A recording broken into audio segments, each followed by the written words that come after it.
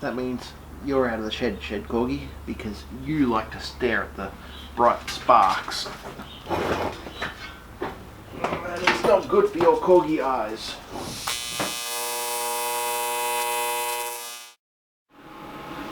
So in this video I'm modifying this muffler. Basically it's got like 45mm tips coming out, and the customer wanted 2.5 inch or 63mm. So yeah, what I've done, well, the customer cut the side out of this thing to have a look inside, see if it could be done. So what I've done is I've gone along with a little piece of stainless filler wire, and I've hooked all of the fiberglass wadding out of the muffler, so it's not really a muffler anymore. That may get put back in after I finish welding, but I'm not worried about that at the moment. So I've already taken all this side off. There's 2 more pipes come out this side, so I just got to cut these ones off, get the plasma cutter, open these holes up, because I've got to get a 2.5 inch pipe to come in. I've got them set up on that side, and well, yeah, once I've got so the pipe fits in on each end, then I will weld the pipes together so that they're long enough, and then tack it all together, take it to the vehicle, fit it to make sure that the exhaust tips fit out the bumper properly, and then after that bring it back, weld it all up. But because this is a customer job, not just something I'm building for myself, it's pretty much just all going to be time lapse from here on out.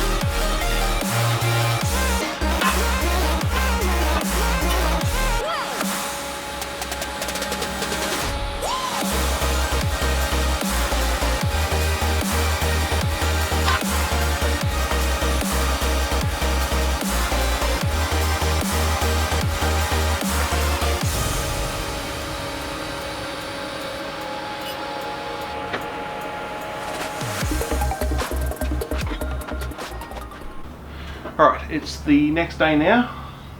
I spent about 4 hours blasting this thing apart with the plasma cutter and digging in the new pipes.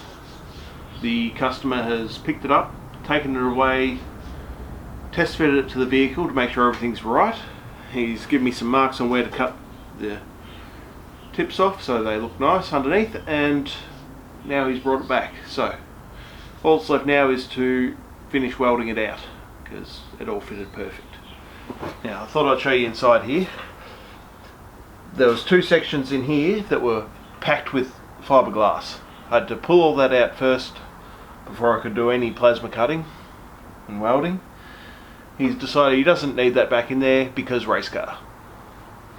So all I have to do is weld everywhere that I can inside on these 3 baffles, and then the outsides will get fully tigged, and I will take the end off these two inner pipes. Then I've got the piece that he cut out of here that will get welded back in, and well, then it goes back to the owner so that he can fit it to his race car. So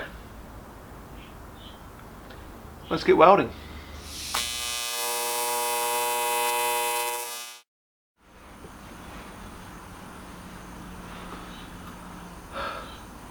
On the inside, I'm just going to weld everything that touches, just to make sure it's stuck and there's no rattles later on, because I don't really want to pull this thing apart again.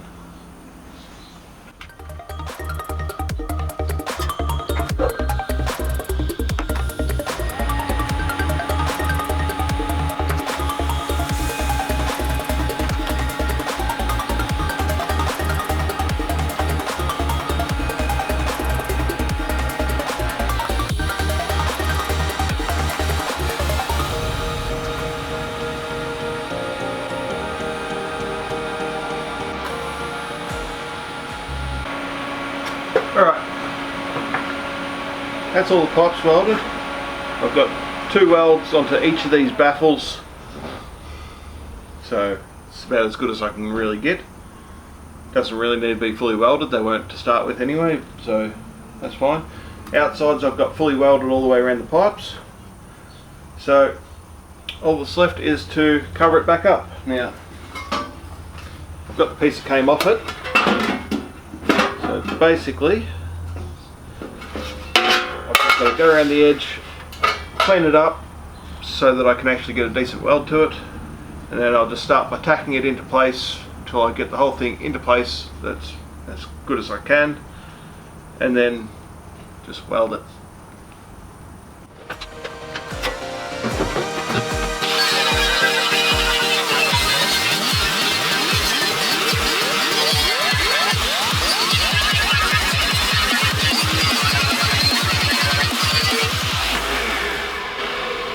What I was using there is a Scotch-Brite wheel, so it will take everything off the metal, but it won't actually dig into the metal itself. So works pretty good.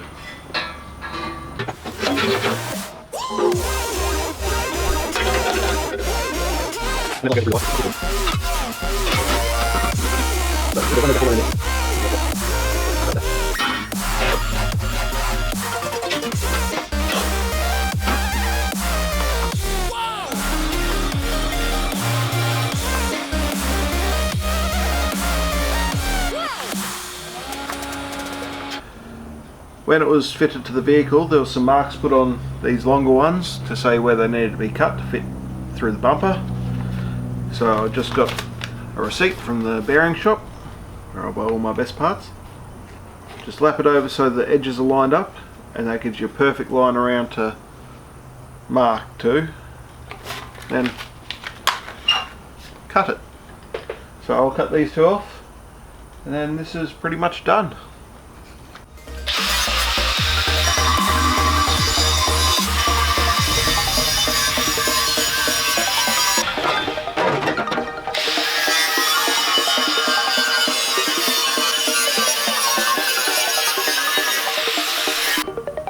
So that's pretty much it for this job. Now I'll take this back to the owner and it can go on his race car.